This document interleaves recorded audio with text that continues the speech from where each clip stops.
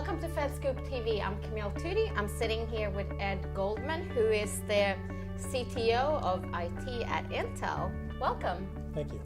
So we are here at the Intel Security Summit, and the focus has been on innovation and security.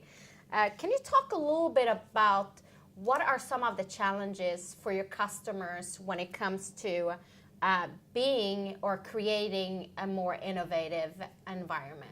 Absolutely.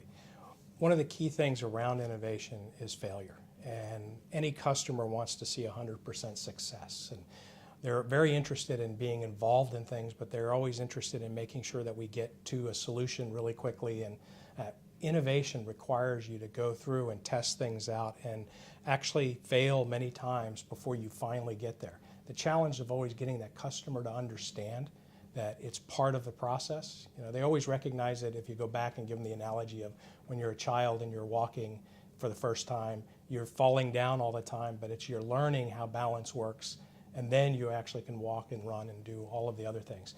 Innovation follows a very similar path, and very difficult to get customers to sign on board. They're looking for that final product and success. Mm-hmm. And what are some of the trends you've seen around innovation and security?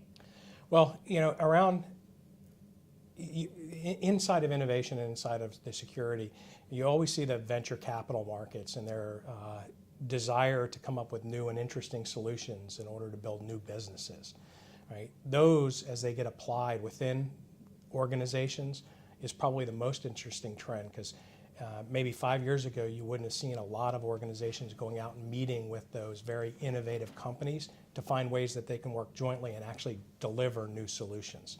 Right? That's actually been probably the biggest change that I've seen in the last couple of years that actually is going to drive a significant difference, both for companies as well as government agencies that involve themselves in those kinds of conversations. And looking forward at the future, what do you think that the next generation of the federal workforce will look like? You know, the reality is the next generation is the digital natives. They're the people that grew up with technology. I always look at my career and how when I grew up, right, I saw the first PC deployed, I saw the first cell phone deployed, I saw all of that happen.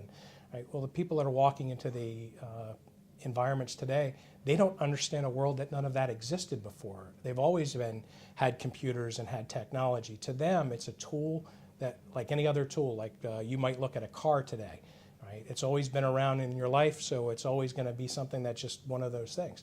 The digital natives are going to come in, and they're not going to look at IT the same way that we've always looked at it. So it's harder to do some security aspects to it because they don't look at security the same way, right? It's how do they get their work done, and at the same time, corporations and governance can manage that security aspect. That's going to be the hard problem to solve over the next few years. Because digital natives don't care.